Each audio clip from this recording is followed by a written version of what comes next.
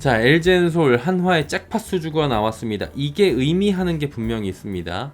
단독 기사가 어제 매경을 통해서 나온 거죠. 1조 4천억 규모예요. 한화의 배터리 동맹 성과냈다. 일단 이 두 기업은 MOU가 좀 돼 있었습니다. 그리고 에너지 저장 장치라고 하는 ESS 1조 4천억 원 규모의, 이건 예상치입니다, 수주가 됐다라는 소식이 지금 나온 거예요.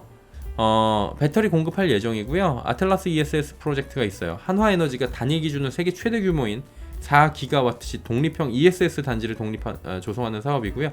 이게 IRA 뭐 정책이나 이런 것까지 하고 미국하고 쭉 가면서 한화의 그런 주력 사업 중에 하나입니다. 내년 6월이면 공사가 마무리될 예정이에요. 이미 뭐 착공이 들어간대요, 올 4분기 중에.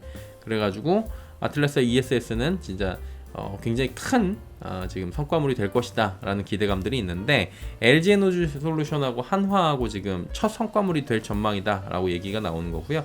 이미 지난해 1월에 이거는 MOU를 체결한 상황이었습니다. 그리고 여기서 이제 LG에너지솔루션이 한화그룹에서 벌어들이는 ESS 매출은 이게 끝이 아닐 거란 전망들이 나오는 거죠. 그래서 최대 모두 다 수주한다면 14조 원인데 모두 다 수주를 할 수 있을까?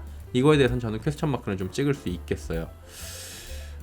기후 요건에 영향을 받는 태양광, 풍력 발전 같은 신재생 에너지는 생산성의 변동이 큽니다. 태양이 있을 때랑 없을 때랑 변동이 크고 풍력이 불 때 안 불 때가 크잖아요. 그래서 ESS, 한마디로 에너지 저장 장치가 굉장히 중요한 거죠. 잘 쟁여놔야 되고 효과적으로 있을 때 바짝 당겨 갖고 해야 되는 거죠. 그러다 보니까 성능 좋은 ESS, 어디나 대한민국 거 이제 K배터리를 쓰겠다라는 거예요. 미국 인플레이션 감축법 IRA를 비롯해서 미 정부의 신재생 에너지 확대 정책이 이어질 경우에는 더 협업이 이어질 것으로 보인다라는 부분들이 얘기가 나오고 있어요.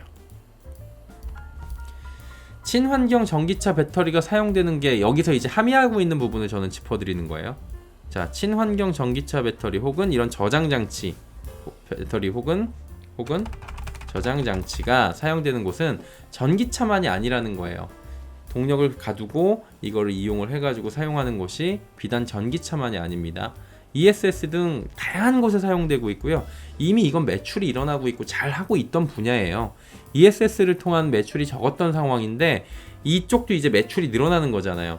전기차 배터리에 비해서는 이게 매출이 좀 적었던 건데 여기도 매출이 늘어나면서 올해 전기차 성장이 둔화된다. 그래도 20% 이상 된다고 하지만 올해 전기차 성장이 둔화된다고 하잖아요, 자꾸.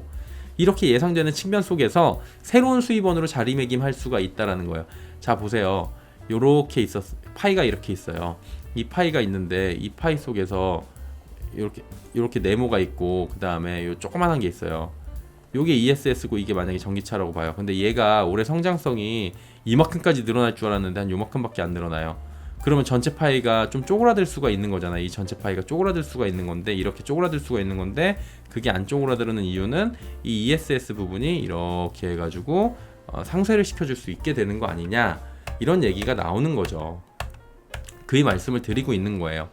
그래서 전기차 성장 둔화 국면에서 새로운 수익원으로 자리매김할 수 있고, 이번 계약으로 LG에너지솔루션, 향후 한화그룹에서 벌어들이는 ESS 매출은 더욱 늘어날 것은 확실시 됩니다. 일단 이거 초도기 때문에 당분간은 늘어날 거예요. 뭐 14조를 다 할 수 있을지 없을지는 모르겠지만 어느 정도는 좀 보여질 거고요.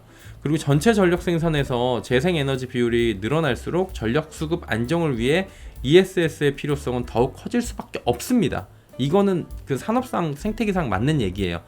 그래서 한화는 ESS 사업 파트너로 LG에너지솔루션을 딱 선택을 한 겁니다. 믿을만 하다고 본 거죠. MOU도 맺어놨겠다. 두 기업 간의 배터리 공급 금액은 1조 4천억 가량이고, 지난해 참고로 보면은 LG엔솔 ESS 매출이 2조 원 초반밖에 안 됩니다. 그러면 LG엔솔은 이번 수주로 ESS 매출 연간에 60-70% 정도 한 방에 일단 땡긴 거예요. 초도로. 이거 14조 되면 말도 안 되는 거긴 하고요.